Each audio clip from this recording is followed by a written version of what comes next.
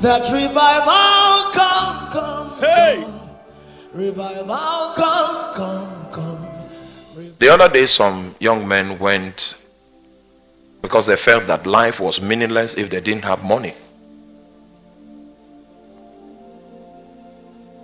So they found a native doctor in Abia State.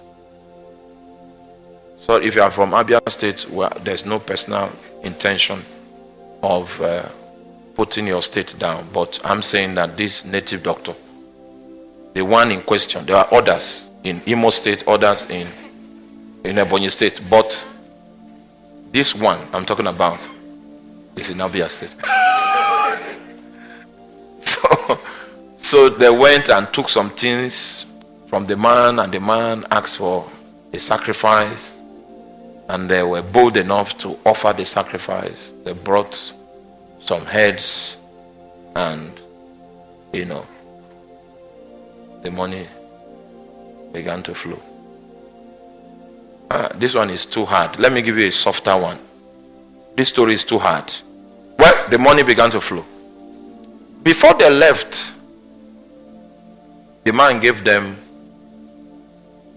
2 sacks of 1,000 naira notes. Ghana must go sacks of 1,000 naira notes. That they shouldn't spend it.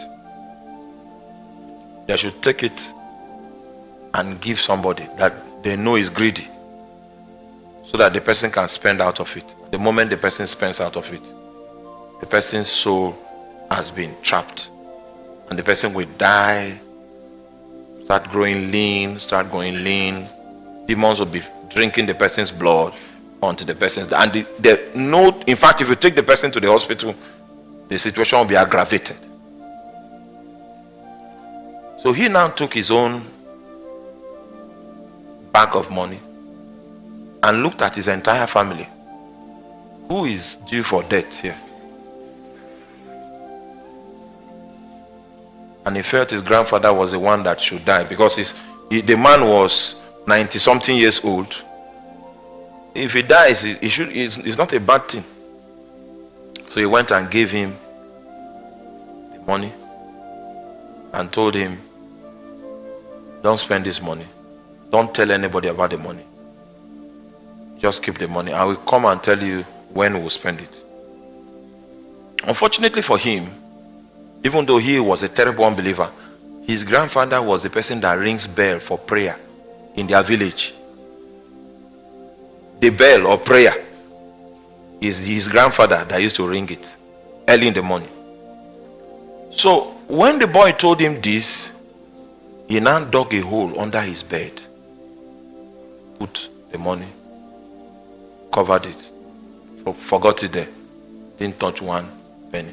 But the thing is that when he sleeps in the night, a creature that has the body of a horse and human body, human head, will be visiting him in the dream.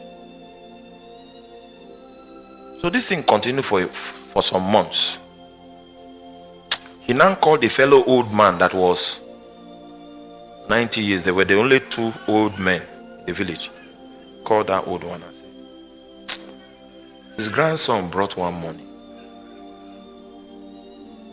and he hid that money.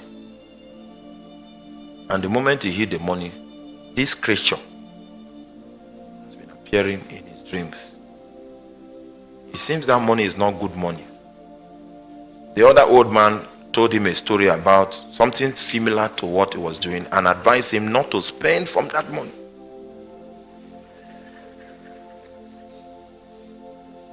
Well, I'm just telling you about Satan. Satan is the one that can wield the might of death. So the old man did not spend from the money. After 1 week, which was the deadline, he was thinking that the old man must have spent from the money. He came back home with a Mercedes-Benz. He was trekking before, and the Benz he came back with was suspicious. But the old man welcomed him. And then he didn't talk to the old man. The old man wanted to engage him. He didn't talk to him. In the night. See, the old man's room has a curtain that is torn. Are you with me? I'm talking about the typical village. Typical village. The old man watched through the curtain and saw that creature he used to see in the dream. He saw the creature came to his grandson and gave him a letter. This one was physical now. The one he used to see was in the dream, but this one is physical. He came and gave the young man a letter and ran off. And you could hear the sound of a horse run. So he knew that his grandson was in something, and he was praying for him that God should have mercy on him. In the morning when he woke up, he went to his grandfather and said, I hope you didn't spend from that money. He said, he didn't spend though. Every dime is still there.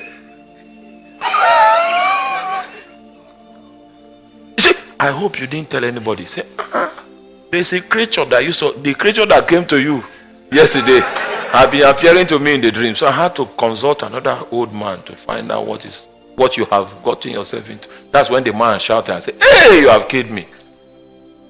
Because he knew that from that day he had 3 days to live.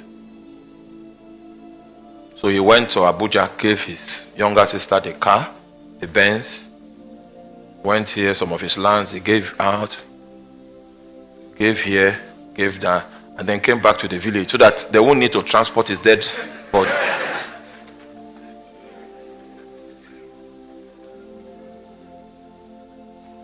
Gave instructions about how they should bury him.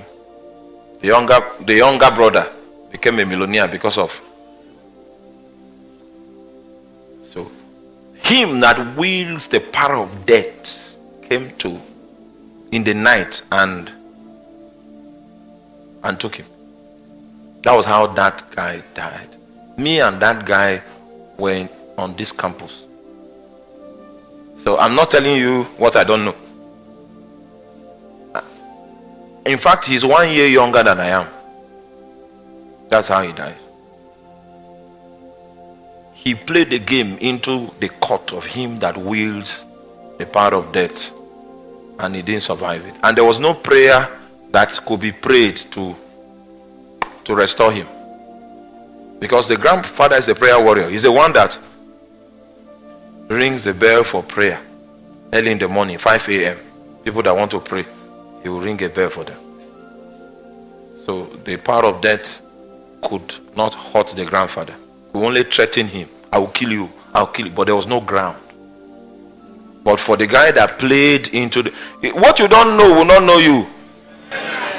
In the name of Jesus. And first of all, that revival come. hey, Revival come. Revival come.